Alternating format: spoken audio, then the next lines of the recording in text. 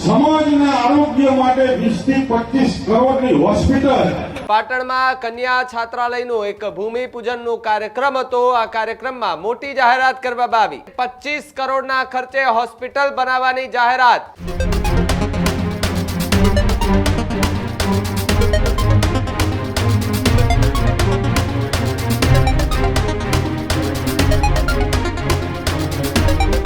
સમાચારોમાં આગળ વાત પાટણની કરીએ તો પાટણમાં ભરવાડ સમાજના એક આગેવાને એક જાહેરાત કરતા અત્યારે ખૂબ ચર્ચાનો વિષય બન્યો છે। પાટણમાં કન્યા છાત્રાલયનું એક ભૂમિપૂજનનું કાર્યક્રમ હતો। આ કાર્યક્રમમાં મોટી જાહેરાત કરવામાં આવી। પાટણમાં કરોડો રૂપિયાના ખર્ચે ભૂમિપૂજન જે છે તે થઈ રહ્યું છે।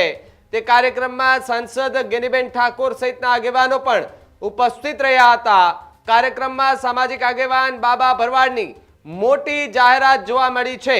સાથે જ 25 કરોડના ખર્ચે હોસ્પિટલ બનાવવાની જાહેરાત કરવામાં આવી છે। સાથે જ વાત કરીએ તો સદારામ બાપાના મંદિર માટે જમીન દાનની પણ એમના દ્વારા જાહેરાત કરવામાં આવી છે। પાટણમાં કન્યા છાત્રાલયનું એ ભૂમિપૂજન કાર્યક્રમ જે છે તે યોજાયું હતું। તેમાં આ એક નિવેદન જે છે તે અત્યારે ખૂબ ચર્ચામાં આવી રહ્યું છે। બાબા ભરવાડ કે જેમણે આ સૌથી મોટું નિવેદન જે છે તે સ્ટેજ પરથી આપ્યું છે।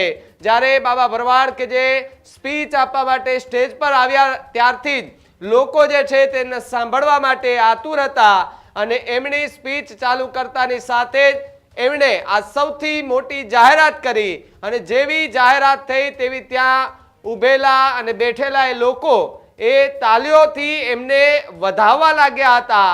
બાબા ભરવાડે શું જાહેરાત કરી હતી ખુલ્લા મંચ પરથી અને પોતાના સમાજ હતા એ સમાજના આગેવાનો વચ્ચેથી આવો એમને સાંભળીએ। આ પાટણમાં એક શિક્ષણ અને બીજું જ્ઞાનીબેન પ્રમુખ સાહેબ હું બાબા ભરવાડ પોતે સમાજના આરોગ્ય માટે 20 થી 25 કરોડની હોસ્પિટલ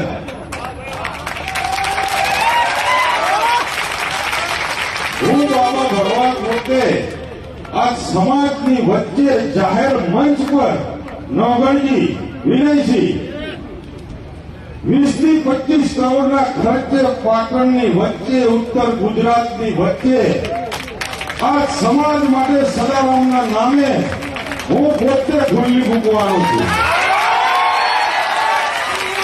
આ પાટણમાં એક શિક્ષણ અને બીજું જ્ઞાનીબેન પ્રમુખ સાહેબ હું બાબા ભરવાડ પોતે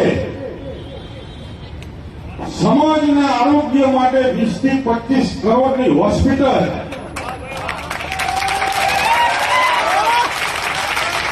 હું બાબા ભરવાડ પોતે આ સમાજની વચ્ચે જાહેર મંચ પર નોગણજી વિનયસિંહ 20 થી 25 કરોડના ખર્ચે પાટણની વચ્ચે ઉત્તર ગુજરાતની વચ્ચે આ સમાજ માટે સદારામના નામે હું પોતે ખુલ્લી મૂકવાનો છું।